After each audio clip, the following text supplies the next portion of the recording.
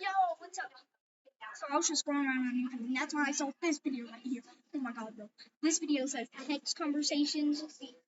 Text conversations. Just look at the time right now. Don't blame me. Text conversations with disturbing backstories. This is about to be some creepy videos that we're gonna watch. This from Mr. Nightmare or whatever. And if this video is good enough, you earned my sub, buddy. Let's go. I messed it up. I know it's kind of loud. I'm sorry. Number 3.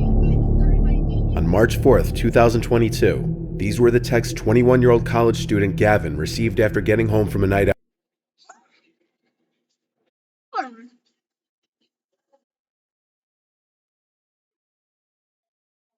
Yeah, I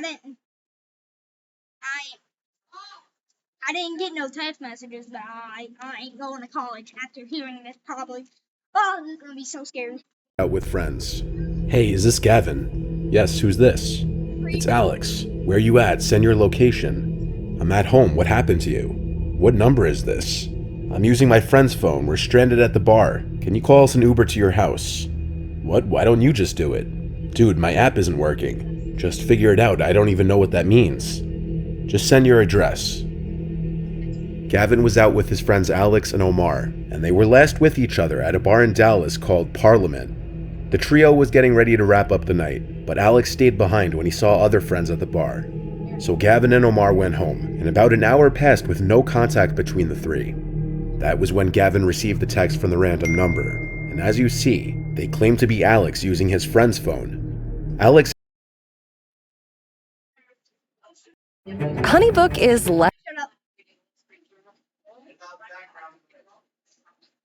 Alright, so we're just gonna.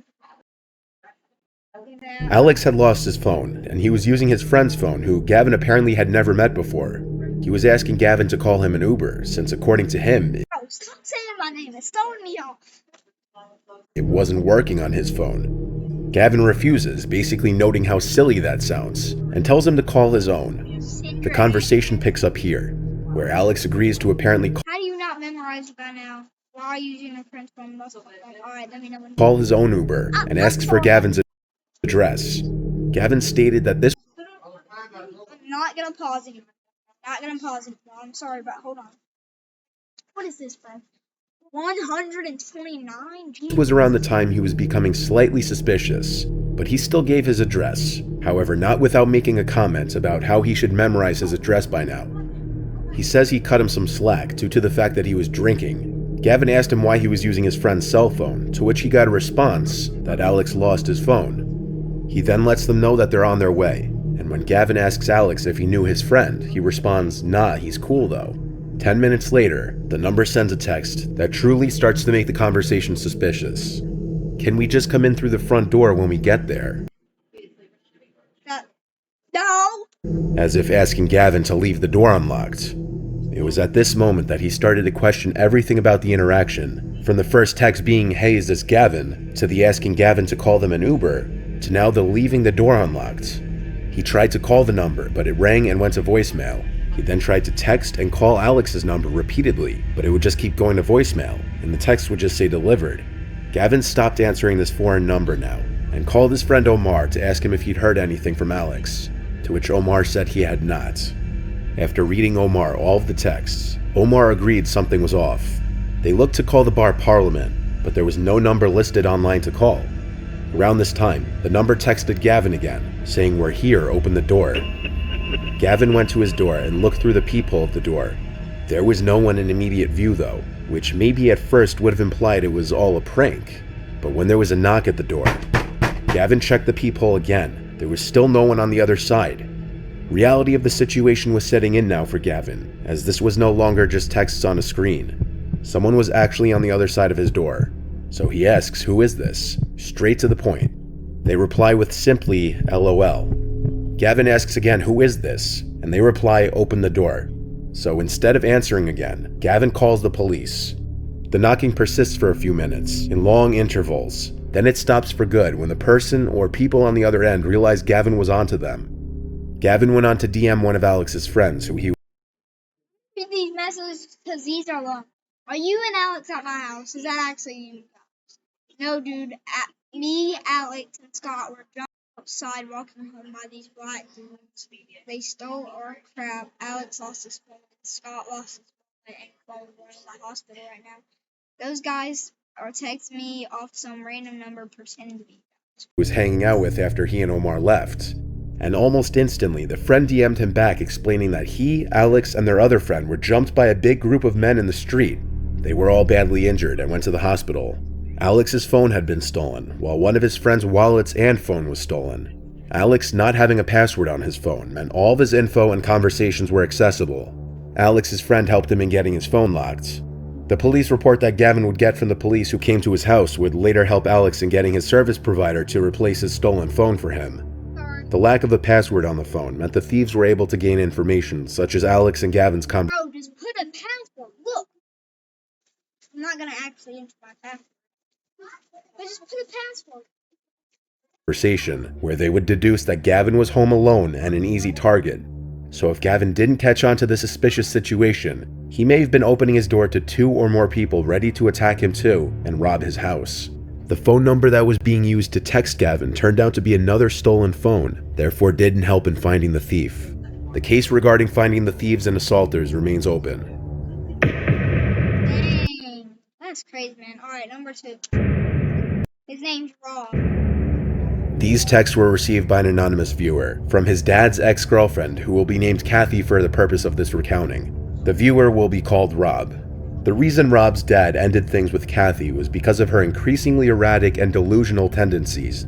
Her mental health was declining for unknown reasons. Rob's dad was dating Kathy for about half a year, and Rob's grandparents both passed away during that time. Rob's dad wasn't very open at first about how Kathy would start acting all paranoid about his son's dead grandparents, about how she believed they placed a curse on her.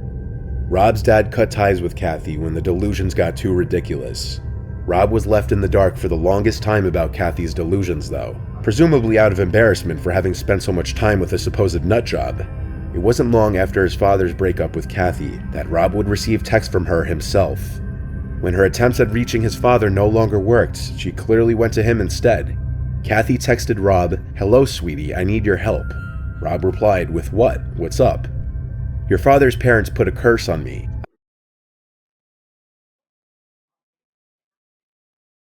Is this girl on something? She's on something. I need you to tell me the cemetery and plot number they were buried at."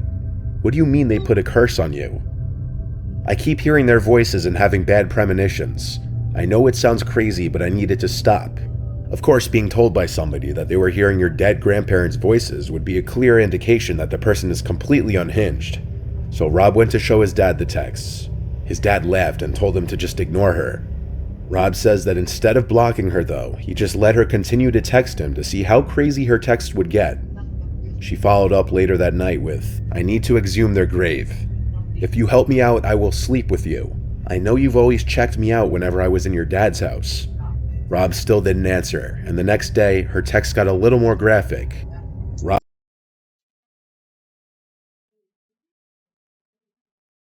This video's gonna freaking. Okay, yeah, this video.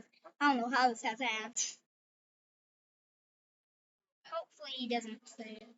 these texts to his dad, and this time his dad was not amused. He called Kathy and screamed that he would be getting a restraining order if she didn't stop. When he hung up, she kept trying to call until he ended up blocking her number.